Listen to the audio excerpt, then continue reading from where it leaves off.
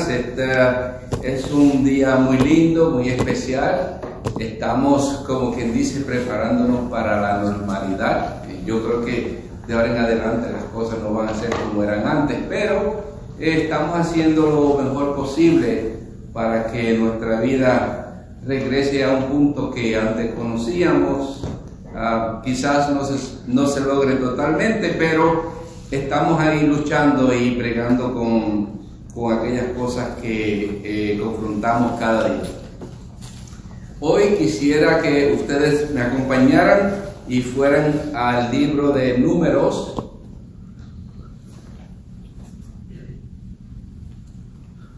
El sermón de hoy se titula El Mediador, Números capítulo 16. Book of Numbers, chapter 16, Números 16. El sermón se titula El Mediador, The Mediator.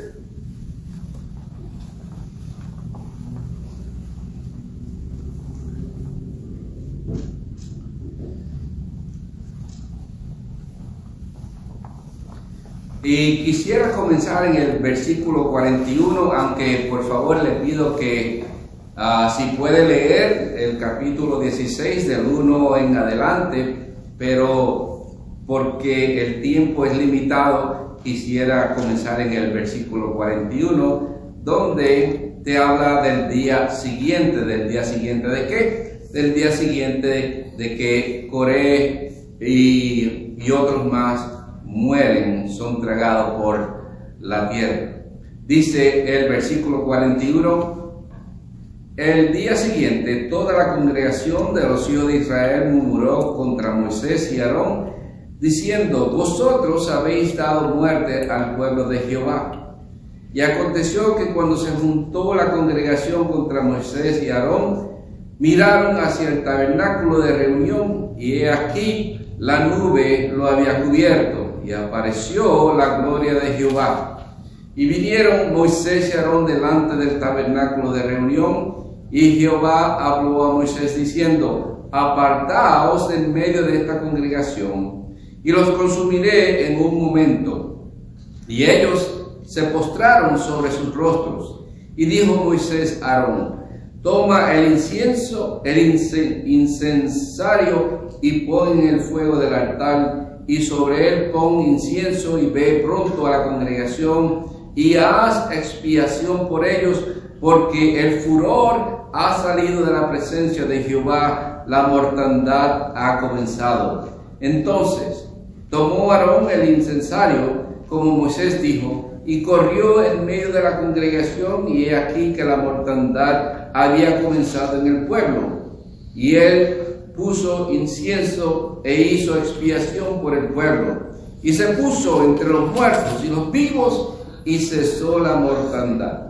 Y los que murieron en aquella mortandad fueron 14,700, sin los muertos por la rebelión de Coré. Después volvió Aarón a Moisés a la puerta del tabernáculo de reunión, cuando la mortandad había cesado. Muy interesante que aquí encontramos a un mediador, o no solamente uno, sino que tenemos varios, porque por un lado tenemos a Moisés y por otro lado tenemos a Aarón, su hermano. Están intercediendo por el pueblo de Dios. ¿Por qué? Porque el pueblo estaba enojado con Moisés, estaba enojado con Aarón, y le echaban la culpa a ellos de que ellos habían dado muerto al pueblo de Jehová, el pueblo de Dios. Les pregunto a ustedes, ¿usted sabe lo que es un mediador? Me imagino que sí, hemos visto películas de personas que están mediando entre una persona y otra persona, especialmente en las películas de acción donde alguien se mete en un banco, se pone a robar y luego viene la policía y llaman al mediador para que el mediador trate de aguantar pues la mortandad, que gente no muera. Y por eso es que entra esta persona, porque tiene un papel crítico para tratar de salvar la vida. Claro, el diccionario nos da la definición de lo que es un mediador. Dice que tiene que ver con la palabra mediar, es interceder por alguien, o trata de reconciliar entre una persona y otra persona, reconciliar entre una condición y otra condición. O sea, se interpone entre dos. Por un lado tenemos un bando, después tenemos otro bando y entre medio está el mediador. Y eso es lo que vemos aquí, el mediador, que en este caso viene siendo Moisés y viene siendo Aarón. Pero el capítulo 16 de Números, el número se llama Números porque se contaron las veces de cosas que ocurrieron al pueblo de Israel en el desierto. Si usted se pone a contar las bendiciones que el Señor le ha dado, yo creo que nunca para, ¿verdad que no? Creo que no, porque desde el día que usted nace es una bendición. Después tiene ropa, después tiene zapatos, después tiene comida, tuviste unos padres, tuviste una hermana, tuviste un tío, una abuela, tuviste un trabajo, fuiste a la escuela.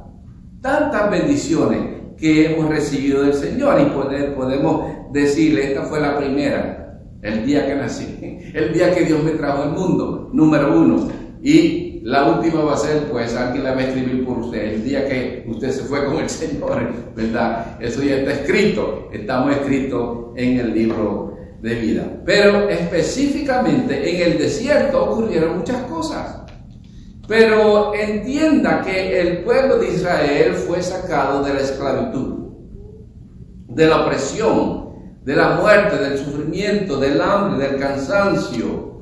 Y ellos eran llevados por Moisés y también el Señor había puesto al lado de Moisés a Aarón su hermano y también estaba el resto de la familia.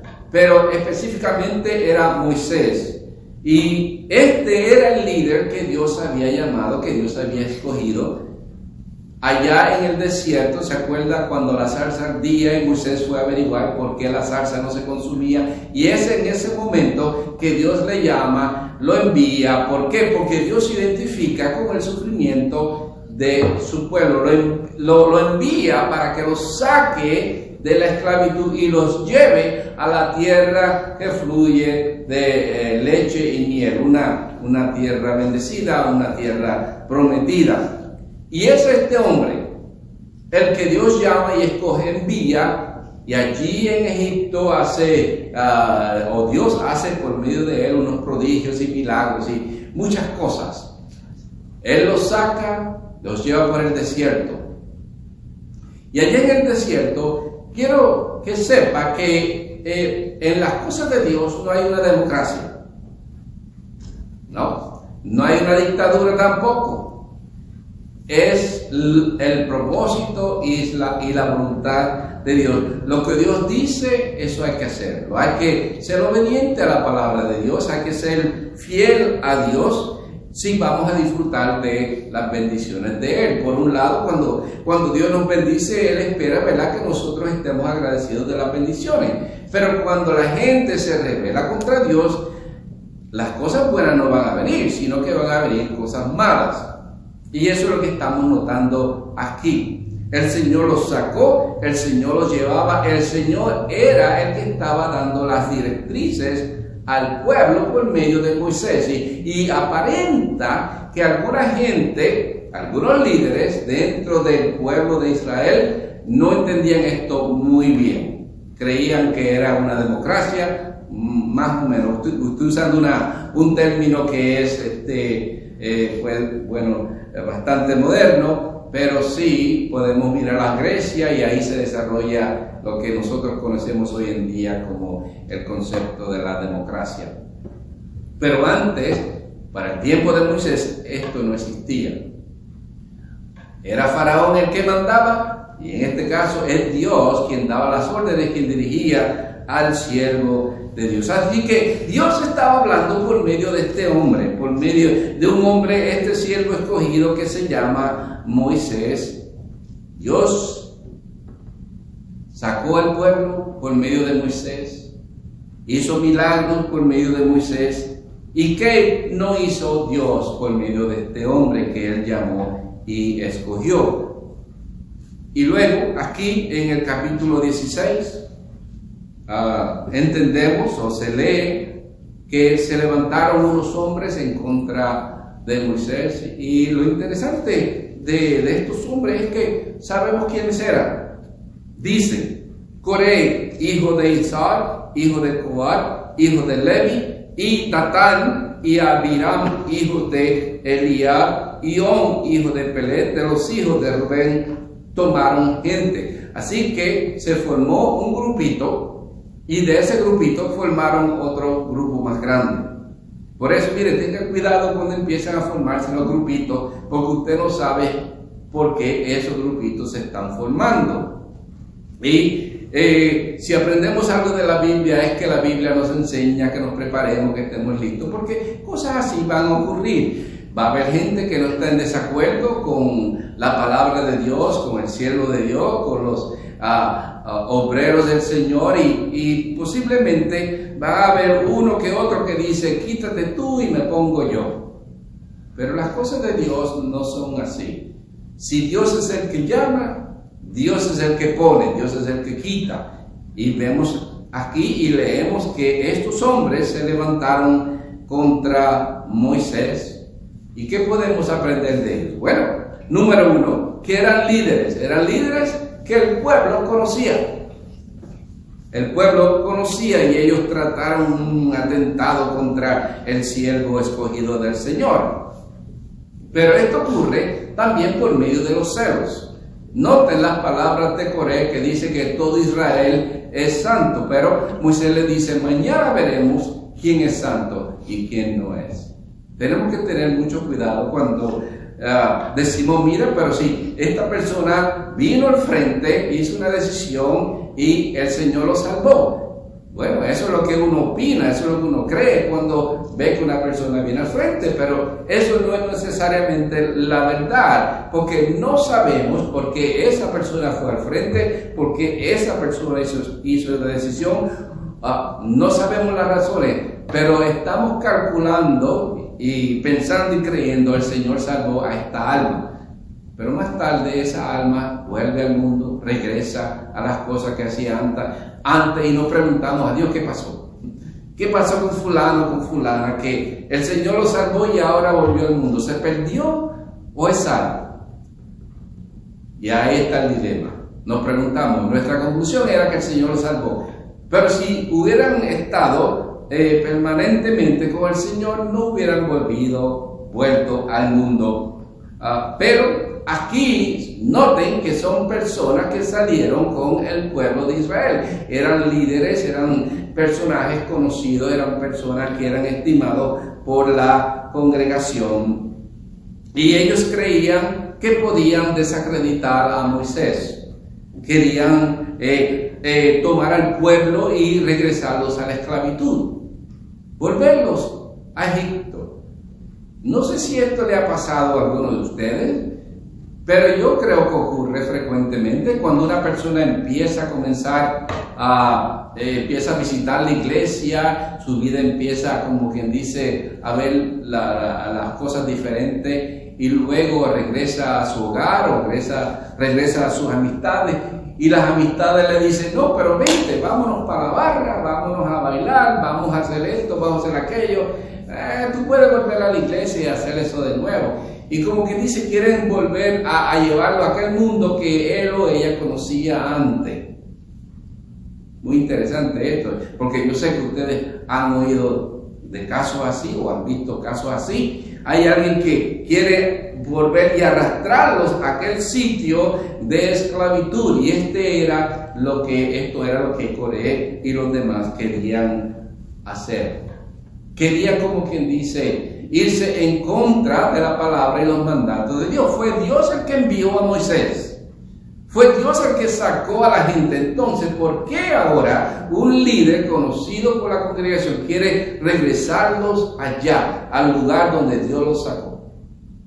Por eso digo, tenga cuidado con las amistades, porque va a haber amistades que van a tratar de hacer lo mismo contigo.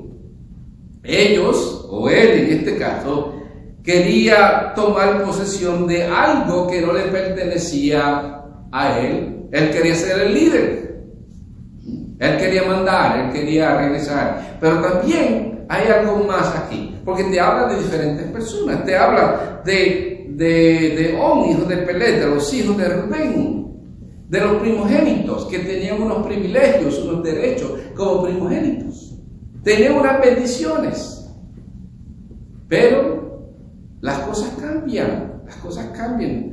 Aquellos primogénitos que deberían haber recibido la bendición y al principio sí la recibieron, pero no fueron fieles a Dios. Entonces, ahora los escogidos iban a ser los levitas, por medio de Aarón. Las cosas cambiaron. Aquellos privilegios y derechos cambian. Y ahora se levantan unos celos. ¿Por qué? ¿Por qué tú tienes esto? Eso me pertenece a mí. Yo lo quiero. Dámelo. Si no me lo das, te lo quito. Y ellos querían interponerse aquí en esta relación entre Dios, la congregación y Moisés. La tribu de Rubén, ¿qué puedo decir de él? Bueno, que era el primer hijo de Jacob, era el primogénito. Ellos o él, Rubén, recibió la bendición, y esta bendición, como dije, fue quitada y dada a los levitas. Ahora, dentro de esta bendición, podemos ver que, ¿se acuerda Esaú y Jacob? Que uno, como que dice, no le importa la bendición, pero a otros sí le importaba. Por eso hay diferentes personas en este mundo. Uno quiere la bendición de Dios y otro le dice, a mí no me importa. ¿Ves? Me muero y me voy para el infierno. No quiero que nadie muera y se vaya para el infierno, porque, dime, qué grandeza, qué bendición recibe Dios cuando una persona muere sin haberle recibido, sin haber aceptado la bendición de Él. Ninguna. Pero algunas personas piensan así. Yo no quiero la bendición. Yo la quiero. Para mí la bendición de Dios es muy importante. ¿Y sabe cuándo y cómo la recibí? La recibí el día que yo acepté a Jesucristo como mi Señor y Salvador. De ese momento en adelante mi vida cambió. Mi persona fue transformada. De ese momento en adelante yo entendí que la palabra de Dios es 100% correcta. No miente. Todo lo que Dios dice es verdad. Y por eso, cuando Cristo vino a mi corazón, el Espíritu Santo vino a mi vida, yo entendí que todo lo que Dios dice en la palabra, en su palabra, se lleva a cabo. Será, bueno, tiene un comienzo y tiene un fin. Todo se va a cumplir, no solamente en la vida mía, sino que se va a cumplir en la vida de los demás. Noten que la razón por la cual, si usted no ha pensado en esto todavía, quiero que lo piense. Estoy hablando de Coré, hijo de Isar, hijo de Coat, hijo de Levi, y Datán, Abiram, hijos de Eliab, y On, hijo de Pelet, de los hijos de Rubén, los cuales tenían unos derechos, unos privilegios. Noten que en Cristo Jesús estos derechos y privilegios son los que se cumplen. ¿Por qué? Porque Jesús es nuestro sumo sacerdote. Jesús es nuestro mediador. Jesús es el que es el descendiente del rey David. O sea que él viene siendo rey. No solamente es sacerdote, es rey, también él es nuestro líder espiritual. Él es el que nos lleva a su reino. Por eso dice la Escritura que él fue a preparar lugar ¿para quién? Para nosotros. ¿Y quiénes son nosotros? Nosotros los que hemos creído a Jesucristo, nosotros los que seguimos sus pasos, los que escuchamos su voz, los que leemos su palabra, los que obedecemos todo lo que Él dejó escrito. Este es nuestro mediador. Por eso es que esta escritura es bien importante, porque es un ejemplo de lo que Cristo iba a hacer en la cruz del Calvario. Mire, una cosa siempre está atada con la otra. Si no entendemos el Viejo Testamento, vaya al Nuevo Testamento. El Nuevo Testamento le va a clarificar muchas cosas que estaban escritas en el Viejo Testamento. Bueno, quiero seguir adelante y brincar a lo que está pasando. Esta rebelión está escrita en la Biblia con el propósito que dice Pablo en 1 Corintios capítulo 10, dice, para que nosotros no hagamos lo que la gente del Antiguo Testamento hizo, para que nosotros no volvamos, para que nosotros no caigamos en tentación, para que nosotros no murmuremos contra Dios. Y estas cosas están escritas para enseñanza nuestra, para nuestra vida, para que nosotros podamos vivir la vida cristiana siempre agradecidos de nuestro Señor y Salvador Jesucristo. Pero una rebelión de una persona puede causar la muerte de muchas personas. Y eso es lo que vemos aquí. Murieron miles de personas. ¿Por qué? Por medio de uno, por medio de otro y por medio de otro. Uno levantó a otro y él se levantó a otros más. Y ellos se fueron en contra de Dios. Se leyó al principio que Jehová es lento para derramar su ira, ¿no? Lento, pero grande en misericordia. ¿Sabe la diferencia entre la ira y la misericordia? Es que alguien está en el medio. El mediador se llama Jesús. Si la ira de Dios no se ha derramado totalmente en este mundo, es porque alguien, la persona que se llama Jesús, está aguantando esa ira. Está mediando entre el ser humano. ¿Para qué? Para que la persona venga arrepentida. Dios le está dando tiempo a la persona, al pecador, para que se arrepienta. Y el único que está aguantando la ira de Dios en estos días es Jesús. Si Jesús se quita del medio, entonces va a venir la ira de Dios. Y la ira de Dios consume. ¿Cómo se dieron cuenta aquí? Esta gente provocó a Dios. No solamente se va en contra de los líderes que Dios escogió, sino que se está yendo en contra de Dios mismo. Lo que Dios dice. Creen que ellos tienen derechos mejores o más válidos que otros. ¿Se han visto ustedes? Yo creo que ustedes lo han visto, los anuncios o las noticias en la televisión donde esta persona entra a una tienda, vamos a decir a Restaurant o a Walmart, y dice, no, yo tengo mis derechos civiles y mis derechos civiles dicen que yo no tengo que usar máscara. Pero entonces la gente de la tienda debería decirle, y nosotros también tenemos los derechos civiles para decirle a usted que como no tiene máscara no puede entrar. Mire, no es así, las cosas no son como uno quiere. Hay unas leyes y por esa razón Dios estableció orden en este mundo. Puso jueces, policías, abogados, las cortes, etc. ¿Por qué? Porque necesitamos orden en este mundo. Si no, este mundo estuviera lleno de caos, todo el mundo haría lo que le da la gana, todo lo que le complace. Y por eso Dios puso a estos hombres, a estos siervos, que lo representaban a Él. Y era por medio de ellos que la ira de Dios se aguanta. Sabe que los hijos son muy listos. ¿Cierto? Son listos. ¿Sabe por qué? Porque si papi va a castigar a uno de ellos, corren a mami. Mami, papi, ¿qué va a pegar? Entonces, mami se mete al medio. Bueno, hay alguna madre que no se mete en medio. Toma, pégale. Se lo merece. Pero los hijos son listos, corren a ella como que dicen, mami, papi me va a castigar.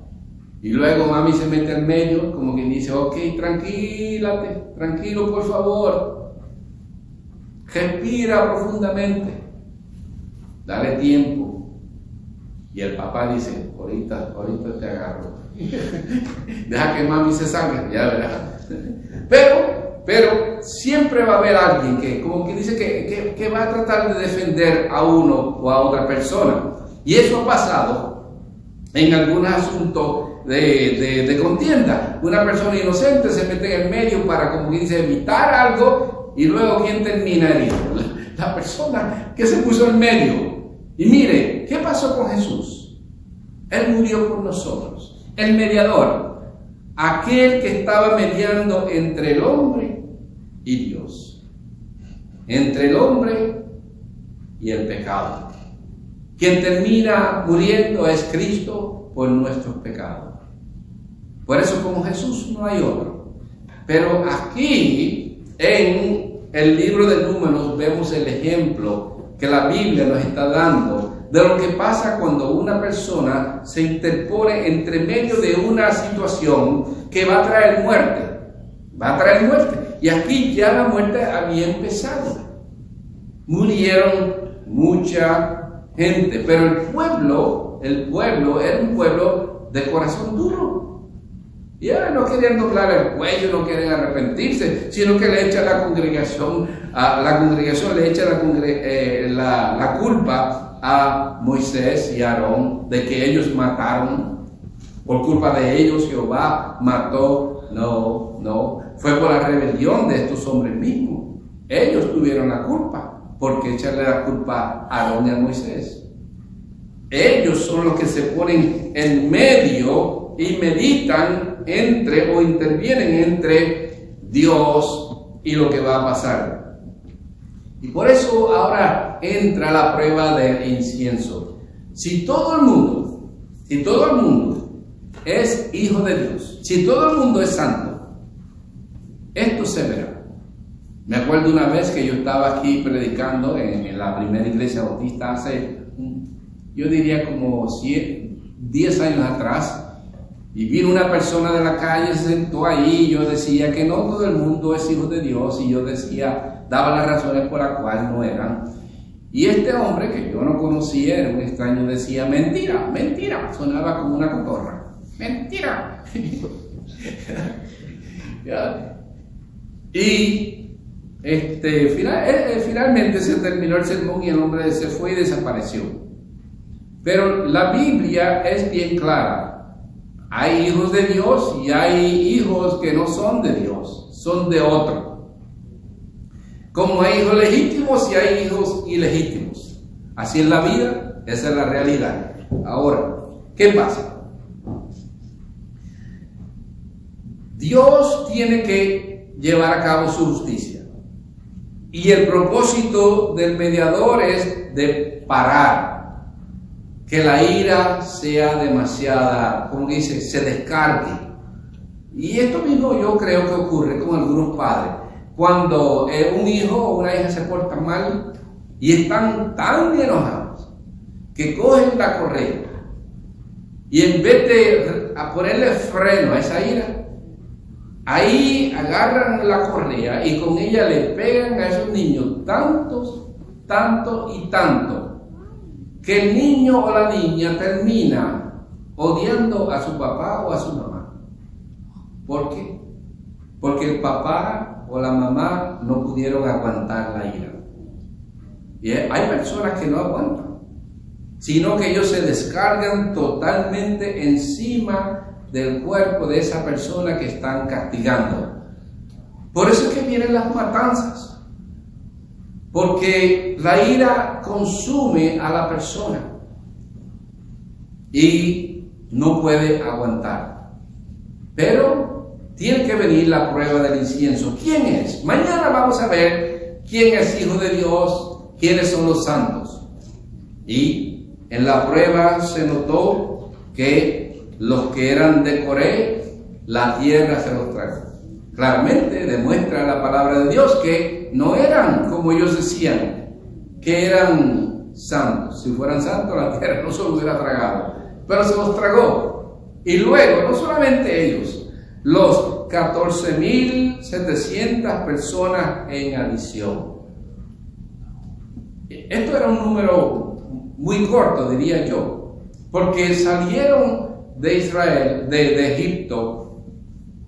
Algunas personas calculan que salieron más de 2 millones, otros dicen más de 1 millón, pero la cosa es que si murieron 14.700, no era mucho, pero eran bastante, en mi opinión. Pero aquí lo que notamos es que la plaga paró, la muerte paró. ¿Por qué? Porque se metió Aarón entre medio, hizo sacrificio, hizo sacrificio. Me pregunto, ¿qué sacrificio vamos a hacer nosotros para que la plaga, la muerte, no venga a nuestros hogares? ¿Qué está dispuesto usted a hacer para tratar de salvar a tu familia? O a ti, a tu esposa, a tu esposo. ¿Qué vas a hacer? ¿Qué vas a hacer? ¿Qué vamos a hacer? Vamos a ser mediador. Pero para ser mediador necesitamos conocer a Dios por medio de Jesús. Necesitamos tener el Espíritu de Cristo en nuestra vida. Necesitamos reconocer que ningún pecador puede mediar por otro, a menos que Dios sea el que nos manda. Y para que eso ocurra, Él nos perdona, Él nos santifica, Él nos separa para la obra. Te pregunto, ¿y tú estás preparado? ¿Preparada? Tenemos que mediar.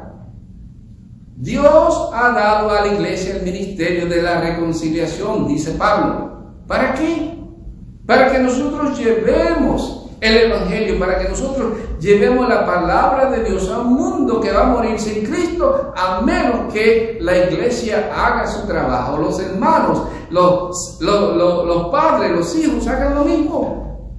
Ellos tienen que aprender a ser mediadores de su familia, mediadores de la comunidad.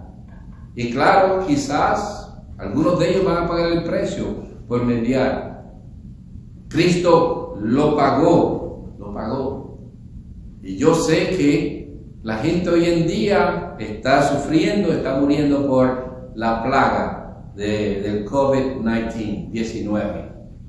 Te pregunto, ¿quién está orando por ti? Ahora mismo, en tu casa. ¿Quién está orando?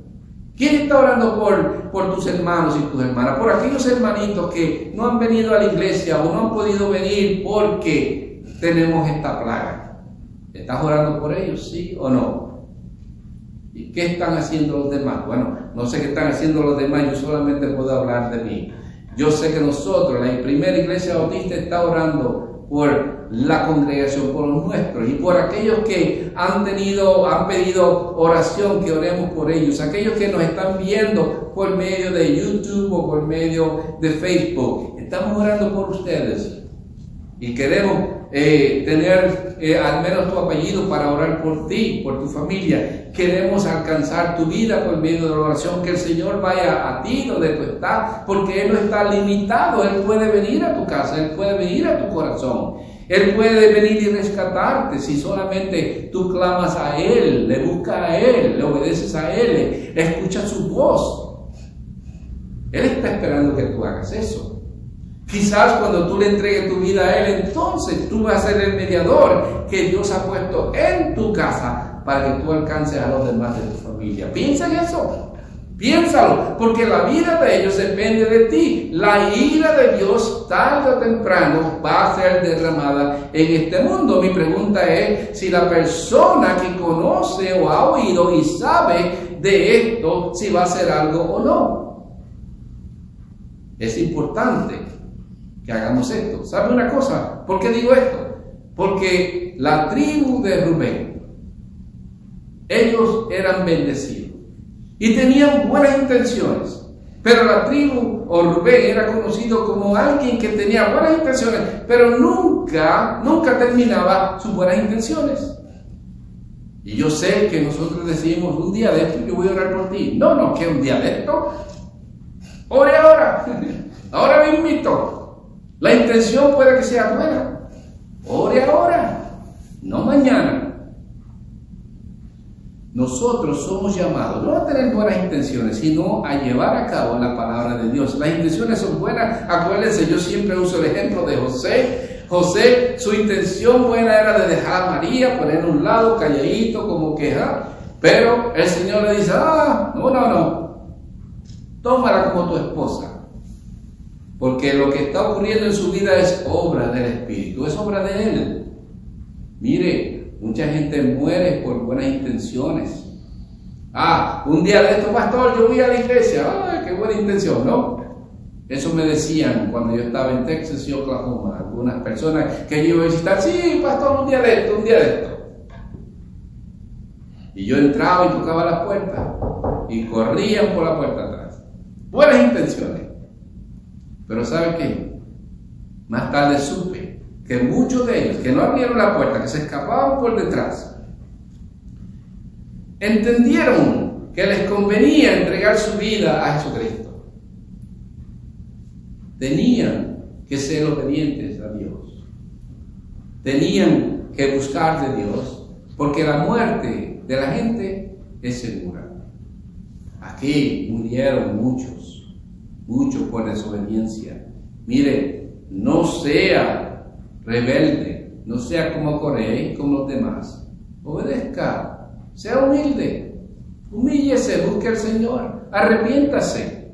¿Y qué mal hay en eso? Hay cosas buenas cuando uno se arrepiente.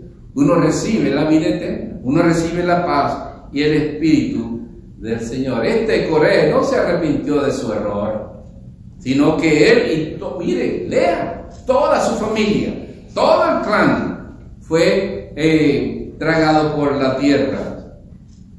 Nosotros, en conclusión, queremos que la plaga pare, ¿verdad? Usted, los científicos, todo el mundo yo creo que quiere que esta plaga de COVID-19 pare. Y todo el mundo está luchando, los científicos, los médicos, tratando de buscar la solución. Deseamos la cura en la medicina. Queremos que sea la medicina la que resuelva este problema. Pero la solución la tiene Jesucristo. Y Jesucristo, que es Dios, le ha dado sabiduría al ser humano. Él tiene el remedio. Él es nuestro Salvador, dice la Escritura. Él es nuestro médico. Yo sé que la medicina ayuda y yo sé que Dios ha dado sabiduría al ser humano para que busque soluciones en este mundo. Pero dentro de esas soluciones, la solución más grande y mejor es Jesús. ¿Sabe por qué? Porque suponiendo que usted se enferme con esta plaga y puede que no llegue a tiempo al hospital, o puede que el tratamiento sea muy tarde, ¿qué va a hacer usted? ¿O qué hizo usted entre medio de eso? La mejor solución está ahí delante de usted. Se llama Jesús. Entregarle a Él tu corazón, entregarle tu vida, entregarle la enfermedad que sea.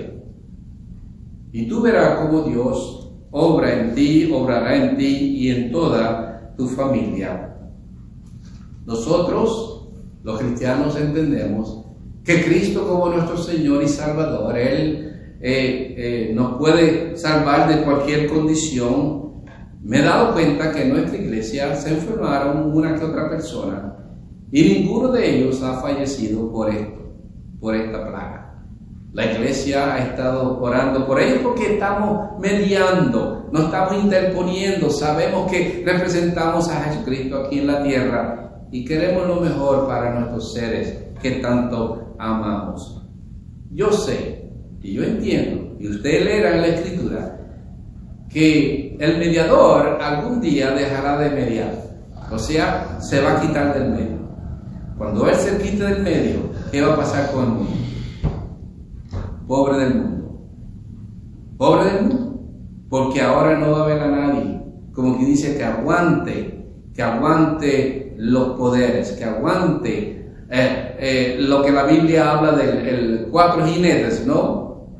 Un jinete de un color, un caballo, perdón, el caballo de otro color, de otro color, de otro color. Hay cosas que la Biblia nos está mencionando que van a ocurrir, o posiblemente ya están ocurriendo, pero que no estamos, como que dice, no lo estamos viendo con nuestros ojos espirituales. El Señor está aguantando esto. Pero cuando Él se salga del medio, la tierra va a sufrir. De hecho, finalmente dice la Escritura que la tierra será destruida. Pero mientras tanto, ya que el Señor es lento, ¿verdad?, para su ira, muy paciente, ¿por qué tú crees que el Señor es paciente contigo? Dice, para que la gente, para que nosotros, para que el mundo entero se arrepienta. Pero la realidad es que en el libro de Apocalipsis, brinqué del Viejo Testamento al Nuevo Testamento. El Viejo Testamento te dice que la gente no se arrepintió. En el Nuevo Testamento te dice que aunque Dios haga 20,000 cosas, ellos no se van a arrepentir. Pero hay personas como tú que sí se van a arrepentir, que sí van a creer, que sí van a venir al mediador para que ellos reciban el perdón, la gracia y la salvación que solamente el único y verdadero eterno mediador, que se llama Jesús, les va a brindar. Y yo espero que usted busque ahora mismo a Jesús, que busque la mediación, que tú reconozcas que nosotros, el ser humano, ha pecado, se ha rebelado contra Dios. Coré no fue el único, ni la tribu de Rubén no fueron los únicos. Muchos murieron en el desierto porque murmuraron, fueron idólatras. ¿Qué no hizo el pueblo de Israel por todo el desierto? Quizás tú te encuentras en un desierto hoy. Tu vida está vacía, árida. Tú necesitas algo. No sabes lo que es, pero hay una necesidad interna. Y tú dices, ¿qué será? Yo sé lo que es. Es tu relación con Dios.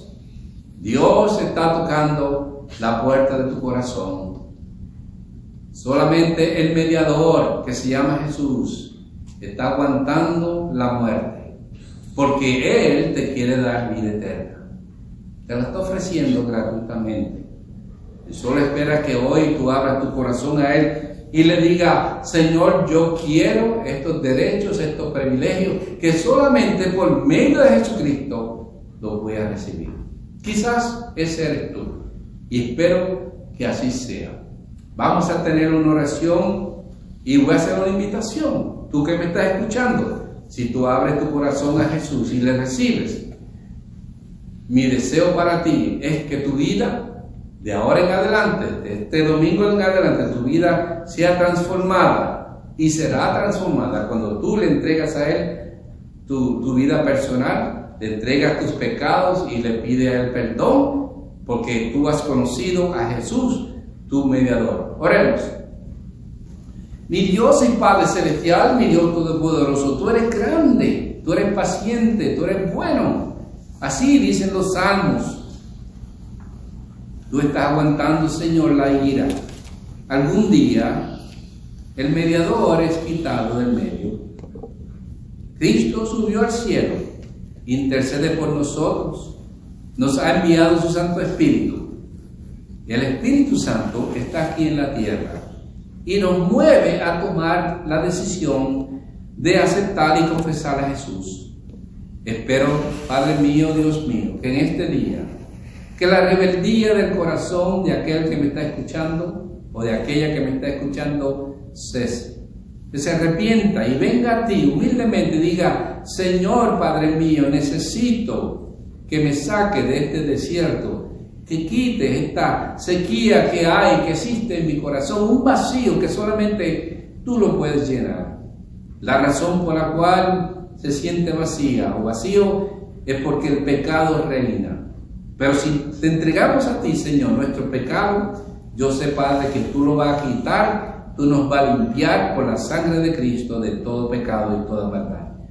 Señor Jesús, te acepto que vengas a mi corazón, que me limpie, que me santifique. Yo quiero ser uno de los tuyos.